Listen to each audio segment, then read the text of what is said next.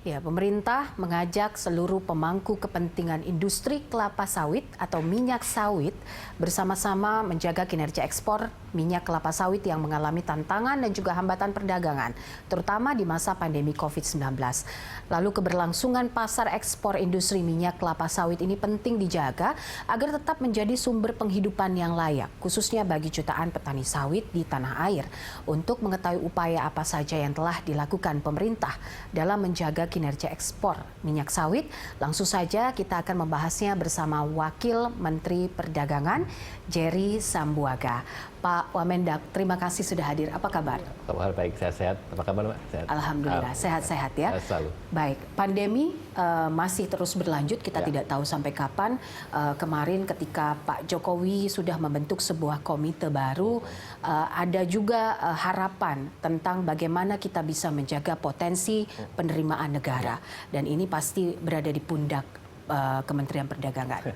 Setelah IAC Pak, yang alhamdulillah sukses kemarin. Mudah-mudahan ya kita saksikan bersama semua banyak trade agreements yang sudah berlalu dan sudah diselesaikan. Nah, dalam kesempatan ini juga saya ingin menyampaikan bahwa memang trade balance ya atau neraca perdagangan kita itu di tengah masa pandemi ini ternyata mengalami surplus ya. Saya pikir ini sebuah kondisi yang patut kita syukuri ya. Namun kita tetap harus waspada.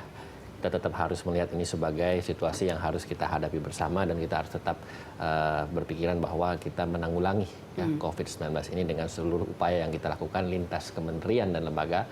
Dan tentunya banyak sektor yang memang harus diperhatikan ya, selain keuangan juga perdagangan ya. Tetapi dengan trade balance yang surplus ya, puji Tuhan ya kita mengalami hal itu, dan dalam situasi seperti ini saya pikir kita harus pertahankan dan waspada.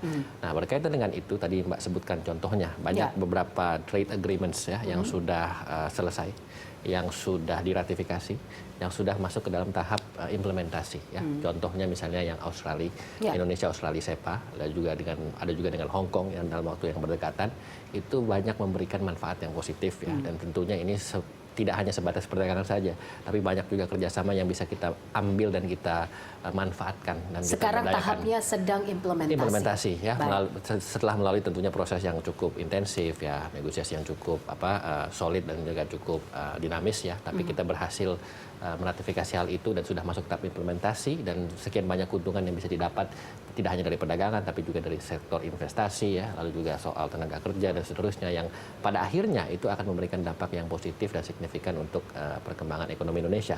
Dan juga salah satunya adalah seperti amanat Bapak Presiden Jokowi, yaitu kita harus dalam mindset untuk meningkatkan ekspor ya. Dan tentunya itu akan memberikan ya situasi yang sangat baik untuk neraca perdagangan kita untuk surplus gitu. Baik.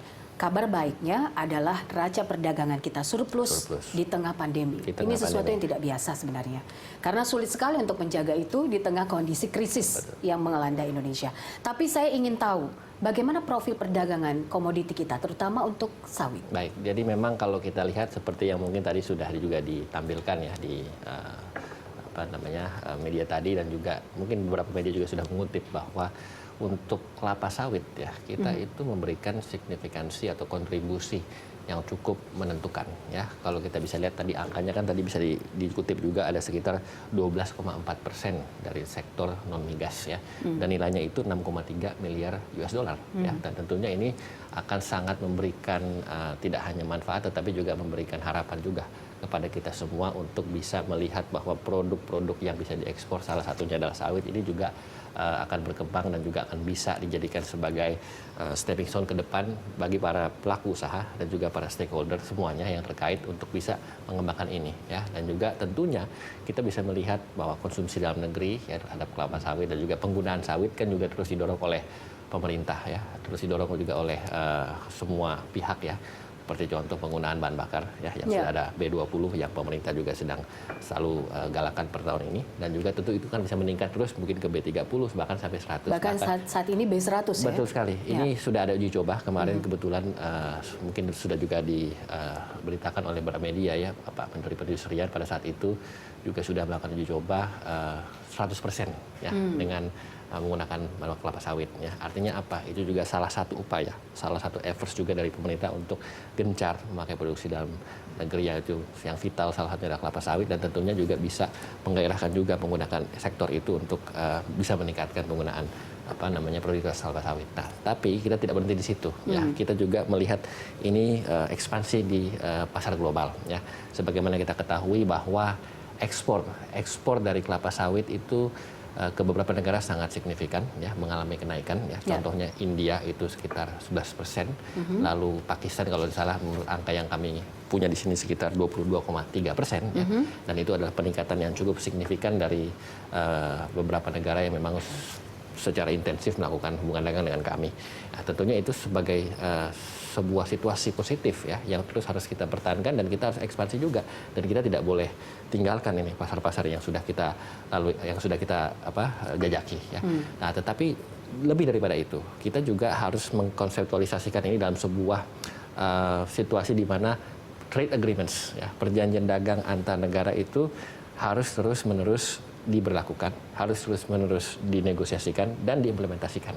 Nah, sebagaimana mungkin juga sudah diberitakan bahwa beberapa trade agreement yang sudah selesai, tadi Australia, lalu juga Hong Kong, ada banyak, ya, ada sekitar 20 trade agreements yang per hari ini yang sudah masuk ke dalam tahap implementasi dan juga sudah diratifikasi, dan itu memberikan daya dampak atau daya tekan yang sangat positif bagi Indonesia untuk mengembangkan ekspor. Karena bagaimanapun juga contohnya seperti Australia, Indonesia, SEPA, itu lebih dari 6.000 produk, itu tarifnya 0%.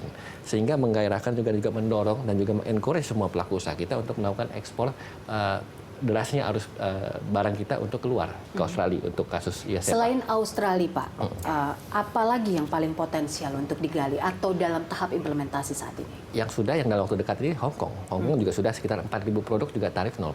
Ya. Lalu ada beberapa perjanjian dagang lainnya yang memang sedang juga kami jajaki. Contohnya misalnya dengan Turki, ya, lalu dengan European Union, dengan Uni Eropa, yang kebetulan kami beberapa waktu lalu melakukan perundingan langsung, dan kami kebetulan memimpin delegasi RI bersama juga dengan lintas KL lainnya, bersama juga teman-teman lintas kementerian untuk membahas pending item yang selama ini mungkin menjadikan titik sentral perundingan. Pending item itu termasuk black campaign yang dilakukan oleh Eropa. Kalau black campaign itu kita harus lihat dalam sebuah konsep yang menurut kami kita tidak pas, ya. Artinya begini, diskriminasi terhadap kelapa sawit oleh Uni Eropa.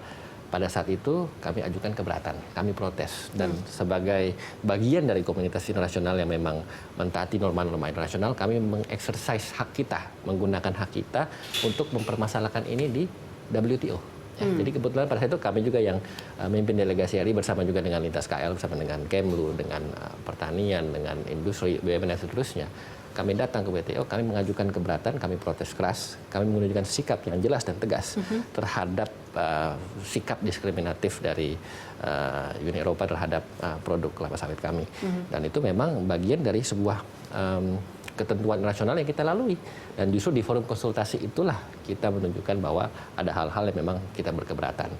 Nah, di situ juga kita menyampaikan bahwa sebagai sebuah konsep di mana kita itu percaya dengan yang namanya perdagangan global, kita seharusnya meningkatkan terus, dan juga di tengah interdependensi yang semakin meningkat, apalagi semenjak COVID-19, tidak ada negara yang bisa menghadapi COVID-19 ini sendiri. Artinya apa? Semua saling bergantung dan juga saling menentukan dan juga saling mensupport, ya, terhadap segala jenis produk, ya. Salah satunya adalah kelapa sawit. Nah, dalam forum itu kebetulan kami menyampaikan sikap yang saya pikir sangat jelas, dan kami menuntut keadilan, dan juga tentunya mereka mendengarkan. Nah, ini yang akan diuji dalam forum WTO, dalam forum konsultasi pada saat itu kebetulan sekitar bulan Februari, Januari akhir awal Februari, dan kami sedang menunggu proses kelanjutannya. Nah, kebetulan karena kondisi COVID-19 ini banyak negara melakukan lockdown, dan memang prosesnya sedang mungkin agak sedikit slow di sana, ya. Kami sedang menunggu update dan juga perkembangan dari sana. Tetapi intinya jelas bahwa kita mengadvokasi kepentingan Indonesia, kepentingan rakyat, kepentingan negara itu harus di atas segala-galanya.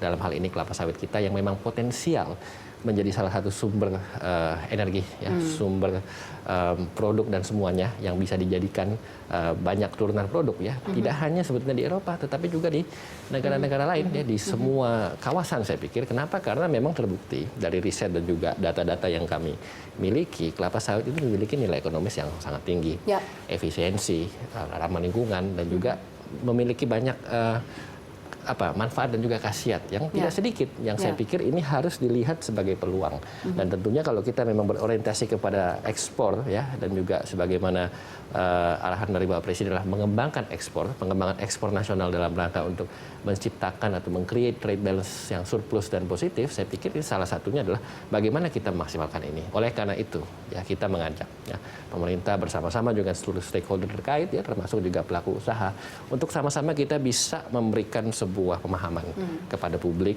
ya, tidak hanya publik dari Indonesia, tetapi juga publik di masyarakat dunia internasional ya, terhadap tadi yang Mbak sampaikan misalnya ada black campaign atau negative campaign terhadap produk-produk atau turunan dari kelapa sawit ini yang harus kita lawan dan harus kita clearkan duduk permasalahannya. Nah, oleh karena itu kita juga mengencourage ya seluruh stakeholder, marilah kita sama-sama untuk menggolkan ini dan juga memulai dalam tahapan-tahapan yang sederhana, dari mulai sosialisasi, memberikan edukasi, lalu juga dalam program-program spesifik lainnya, bekerja sama dengan perusahaan-perusahaan dalam wujud CSR untuk memberikan pemahaman kepada publik dan juga publik nasional. Dan saya pikir ini kuncinya adalah bagaimana kita juga mewujudkan diplomasi kita, diplomasi ekonomi kita, dan juga bagaimana kita bisa memberikan ya alur yang tepat dan juga manfaat yang tepat dan juga pemahaman yang tepat dan krusial kepada penduduk global. Nah, ini dia, ini yang menarik misalnya apa ketika itu disampaikan ke WTO itu merupakan salah satu bagian dan upaya pemerintah, Pak Wamen.